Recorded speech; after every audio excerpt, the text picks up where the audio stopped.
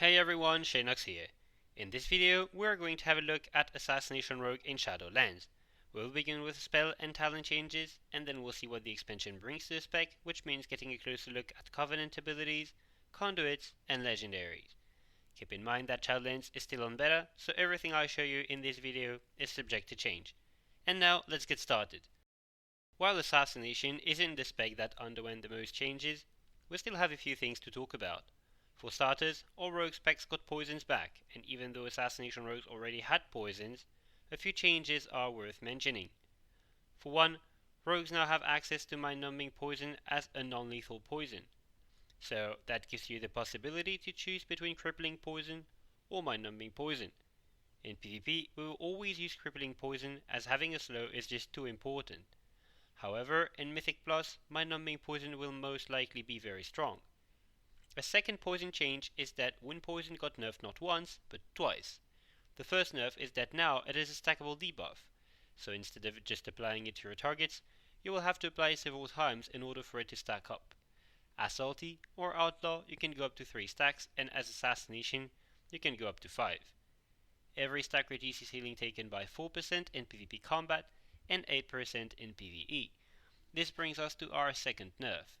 The healing reduction effect of the poison was reduced. In BFA, wind poison reduced healing received by 25% or 30% if you had the talent Master Poisoner, while in Shadowlands, with 5 stacks, it only reduces healing taken by 20% or 24% with Master Poisoner. This nerf will hurt Assassination in PvP because having a powerful healing reduction effect was one of our greatest strengths. The fact that it has to be stacked will also be a weakness, as the spec becomes much more vulnerable to poison dispels. This also reduces our cleave potential, as it will be much harder to maintain a fully stacked wound poison on several targets. Another change is the return of Slice and Dice. Slice and Dice is a finisher that gives you a 50% attack speed buff at the cost of combo points.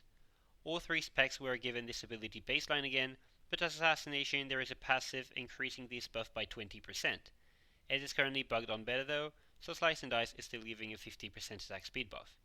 Getting this spell back will increase sustained damage by a ton, as it increases auto attack damage, as well as the damage done by deadly poison or even wound poison. Rogues also got Shiv back. This spell was the Honor talent in BFA and used to be a baseline spell before. It generates 1 combo point, deals a bit of damage, and applies a heavy slow on your target for 4 seconds. As Assassination, it also increases all nature damage dealt to your target by 20% for 9 seconds. This replaces Toxic Blade, which was removed. Toxic Blade increased nature damage by 30% for 9 seconds, instead of 20%, but was nerfed to 20% in PvP combat. Therefore, having Shiv instead of Toxic Blade does not change anything for PvP, but is a damage nerf in PvE. I really like this change because since one of our best abilities becomes baseline, we can now choose another talent.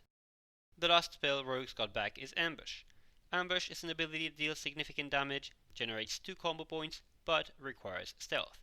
As Assassination, you will only be able to use it in your opener or if you play with the talent Blindside, which was reworked and now allows for the use of Ambush out of stealth. This talent will no doubt be very strong in raids, but for PvP I think we will have to stick to Master Poisoner for the healing reduction and the slow, so you won't be using Ambush that much. In addition to these spells being added, 2 existing spells were also modified. These 2 spells are Cheap Shot and Crimson Vial. Cheap Shot now generates only 1 combo point instead of 2. This, alongside the loss of the Azerite trait Shrouded Suffocation, will significantly reduce the potency of our openers, but it doesn't hurt Assassination that much. Crimson Vial change, on the other hand, will hurt all rogue specs hard, as the healing was changed from 30% of your maximum health over 6 seconds to 20% of your maximum health over 4 seconds. That means the healing of this ability, which was our only source of healing, was cut by a third. And to finish up with the spell and talent changes, we have the 2 talent changes I already talked about. Blindside was changed to passive ability and now gives Mutilate a chance to allow you to use Ambush free of cost and out of stealth. This chance is doubled in execute range. I personally like this version of the talent much more than the BFA one. The other talent change is that Toxic Blade was removed, and so Alacrity came back to take its spot. Since Exsanguinate requires lots of haste and Venom Rush still looks as bad as it was in BFA, Alacrity will most likely be the go-to talent for PvE and PvP, which isn't too bad as it's a pretty decent talent, despite being a bit too passive. Now that we're done with the class changes, we can have a look at the Shadowlands features. I'm not going to go into details regarding Covenants in this video, but I'll just mention the Rogue Covenant ability that I think is best and is likely to be used unless some more tuning regarding Covenants is done. This ability is called Bone Spike. This is an ability that you unlock if you choose the Necrolord Covenant. This ability costs only 10 energy, has 3 charges, throws a Bone Spike at your target that deals damage, generates a combo point, and applies a bleed on the target that has no duration. It only falls off if the target reaches full health or dies. In either of these situations you will regain 1 charge, allowing you to press this ability again immediately. This spell will also deal more damage and generate more combo points if the bleed is active on other targets when you use it. To sum it up, picking this spell gives you a ranged combo point builder that can deal significant direct damage, gives you 1 more dot, and increases your cleave pressure as the dot can be applied to multiple enemies. Alright, now let's have a look at conduits and then we'll move on to legendaries. Conduits are some kinds of enhancements that you talent into inside your covenant. There are 3 kinds of conduits: endurance, potency, and finesse. Of course, endurance conduits are the defensive, potency conduits increase your damage output, and finesse conduits give you more utility. Conduits have ranks and can be upgraded. How, I do not know yet, and I don't think this is enabled on beta, and if it is, I haven't found out how to do it. Also, each spec has 4 potency conduits, and each covenant has a unique conduit all specs can talent into that simply increases the covenant ability damage, so I'm not going to spend time on that one. The 4 assassination potency conduits are lethal poisons, Maim Mangle, poison catar, and well-placed steel. Lethal poisons increases direct damage done by your poisons by 30%, and this goes up to 100% at max rank. This is by far the very best conduit for PvE, as it synergizes really well with Slice and Dice, and perhaps even with Master Poisoner for very high deadly poison damage. It also works well with Legendary, but more on that later. In PvP, this isn't such a great conduit right now, as Wound Poison doesn't deal too much damage to begin with. It would become a really good one if we could use Deadly Poison in PvP again, but for that we would need the PvP talent Deadly Brew to return to the game, and sadly I've heard nothing about that yet. Maim Mangle increases damage done by Mutilate by 20% if the target is affected by Growth, and this goes up to 60% at max rank. This could be a good conduit if Mutilate is a good part of our damage. This would also work great with a legendary, but we'll see that later. Poison Catar increases the damage done by Fine of Knives by 8%, as well as its poison application chance by the same amount. This goes up to 36% at max rank. This does look like a great Mythic Plus conduit, but of little importance for PvP. Well-placed Steel increases Shiv damage on bleeding targets, and increases the Envenom buff by 1 second, going up to 3 seconds at max rank. Once again, good for single target PvE, as the Envenom buff is important to get more poison procs, but not really useful for PvP. Rogues have access to 3 endurance conduits. These are Cloaked in Shadows, Nimble Fingers, and Recuperator. Cloaked in Shadows gives you a shield of 10% of your max health when you enter stealth, and this shield decays by 2% every second you spend out of stealth. This goes up to 24% of your max health at max rank. Not the best conduit in my opinion. Nimble Fingers reduces the energy cost of Crimson Vial and Feint by 5, going up to 20 at max rank. This could be a great conduit for PvE and maybe even for PvP, as it would make your short cooldown defensives free of cost, allowing you to keep your energy for damage, and to use these spells whenever needed, even if you're low on energy. The last endurance conduit, Recuperator, makes Slice and Dice heal you for 18% of your max health over 36 seconds. I do not know if this one conduit has ranks, or if it will always be 18%, but even then I think this is a great conduit for PvP, as it gives you decent sustained healing throughout a game, which will tremendously help your healer and give you that extra bit of healing to stay alive if you play without a healer. And to finish up with conduits, rogues have access to 4 finesse conduits. These are Fade to Nothing, Prepared for All, Quick Decisions, and Rushed Setup. Fade to Nothing increases your movement speed in stealth. I don't think that's really interesting.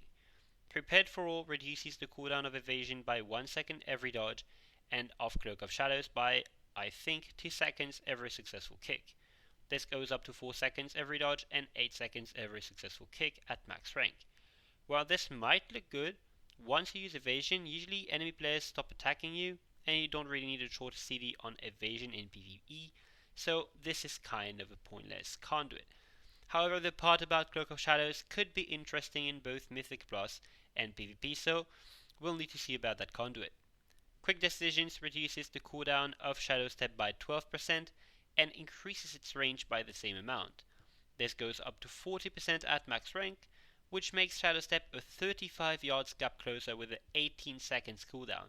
This conduit looks extremely powerful, maybe even overpowered in PvP for very obvious reasons. Being able to reconnect 35 yards away as a rogue, or to step kick 35 yards away every 18 seconds seems a bit too powerful to me, but well, I'll take it. And the last conduit is Rushed Setup, which reduces the energy cost of your CC abilities by 10%, going up to 45%. Not too bad, but not the best either. That's all for the conduits, so now the only thing that remains is having a look at legendaries. Rogues have 4 cross-spec legendaries and 4 spec exclusive ones per spec. The 4 cross-spec legendaries are Essences of Bloodfang, Invigorating Shadow Dust, Mark of the Master Assassin, and Tiny Toxic Blades. Essences of Bloodfang gives your combo point generators a chance to bleed the target, apply a dot, and heal you a little. Currently on beta, I feel like the proc rate is extremely low and the dot deals almost no damage, so unless it is changed before release, I would advise against that legendary. Invigorating Shadow Dust allows Vanish to reduce the cooldowns of all your spells by 15 seconds. Since you will vanish at best once every 2 minutes, and might often keep it for a very specific situation when in PvP combat, this makes this legendary very bad. Even in PvE, reducing the cooldown of your abilities by 15 seconds every 2 minutes is quite bad compared to what other legendaries can offer you. Mark of the Master Assassin gives you 100% crit chance for 5 seconds after you exit stealth. This really isn't as strong as it looks like. In PvE, as Assassination, you have to apply dots in your opener, so you can't use your crit chance window on big hits. And while you could vanish during Vendetta for big crits, there are Assassination exclusive legendaries that are looking better than this one. And of course, this is bad for PvP as well, as you will use Vanish for CC or to survive, but certainly not to get critical strike. Tiny Toxic Blades makes your bleeds and poisons spread to a nearby target when you use Shiv. I'm honestly not sure of how strong that is, but I feel like it could be really fun to play, both in PvP and in PvE. For PvP, I could see this, for example, in a comp that leaves a lot, like Assassination Rogue Shadow Priest in 3s. As you can see, those cross-spec legendaries aren't the best, so let's see what the Assassination ones bring. The 4 Assassination legendaries are Dashing Scoundrel, Doomblade, Dustwalker's Patch, and Zoldic's Insignia. You may remember all 4 of these effects from Legion legendaries or set bonuses. Dashing Scoundrel makes Envenom increase your poison critical strike chance by 30%, and every time a poison critically strikes, you regain 2 energy. This legendary is currently looking like the very best in PvE, but isn't good in PvP.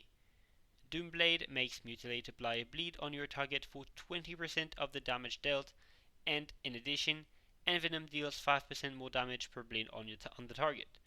This works well with the conduit Maim Mangle, and could be great in PvP as it would increase our sustained damage with more Mutilate damage, and give us more burst as Envenom's damage would be increased by up to 20%, since we'd have 4 bleeds with Corrode, Rupture, Bone Spike, and the bleed from this legendary. Dustwalker's Patch reduces the cooldown of Vendetta by 1 second every 65 energy spent, which could be good or bad depending on how much energy you can burn. I don't think this is going to be any good at the start of an expansion anyway.